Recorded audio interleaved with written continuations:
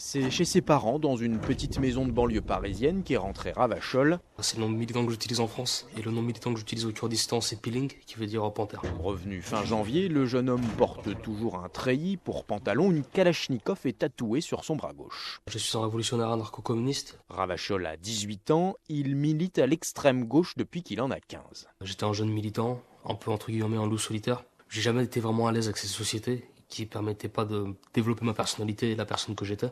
Je me suis mis à m'enfermer dans une bulle. J'ai arrêté l'école. J'ai arrêté de fréquenter mes amis.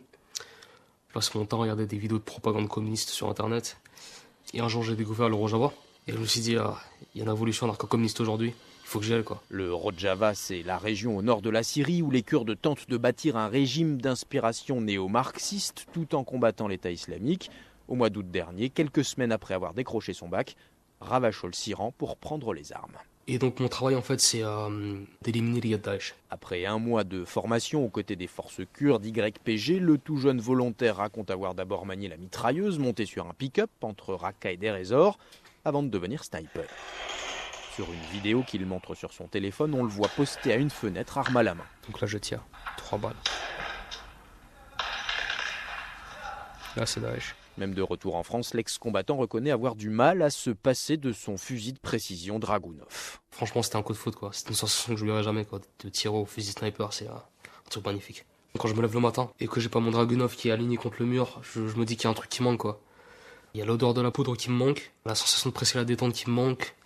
C'est devenu une addiction. Une addiction qui l'a conduit à croiser ce qu'il pense être un autre Français, djihadiste, après un bombardement. Il y avait 5 gars de Daesh qui étaient couverts de poussière, assis dans la cuisine. Et le commandant a pris un gars par les cheveux, l'a levé, a dit « Cellule français ». J'ai essayé de lui parler, j'étais assez brusque avec lui pour qu'il parle quoi. Mais il m'a à peine répondu. Et j'ai su qu'il était français parce que dans sa poche il y avait des papiers en français. Et au final ils l'ont mis en... Je sais pas ce qu'ils en ont fait, je pense pas qu'ils l'ont exécuté. En 5 mois de combat, Ravachol a été blessé quelques fois sans trop de gravité.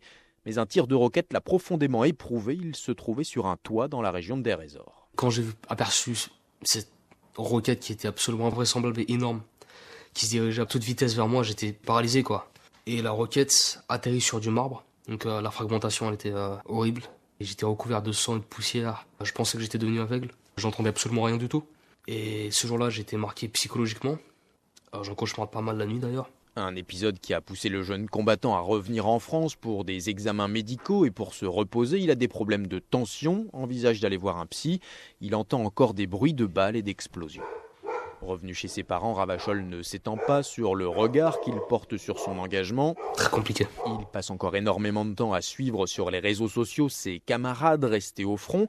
Il explique aussi suivre un perfectionnement théorique au maniement des armes, formation via une mystérieuse organisation révolutionnaire qu'il refuse de nommer et qu'il dit avoir intégrée un an avant son départ. C'est une très petite organisation, très secrète, très dure, très professionnelle et assez militarisée, et qui m'a permis d'aller au-delà des frontières pour aller au Kurdistan syrien me battre, et surtout au-delà de moi-même, pour essayer de me comprendre, pour me permettre d'être sur la voie du bonheur. Une voie qui a fait un détour par les services de renseignement. À son retour du Kurdistan, Ravachol a été convoqué par la DGSI.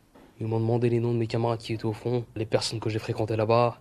Le fait que j'ai pas voulu donner de nom, ça les a vraiment énervés. Ils m'ont lancé des menaces indirectes, du genre, vous savez, il n'y a aucune preuve que vous êtes parti combattre avec les Kurdes. Pour moi, ça veut dire, si tu craches pas tous les noms que tu as, on va te foutre une carte de lien avec une entreprise terroriste, quoi. Je sais qu'ils vont pas me lâcher, en fait.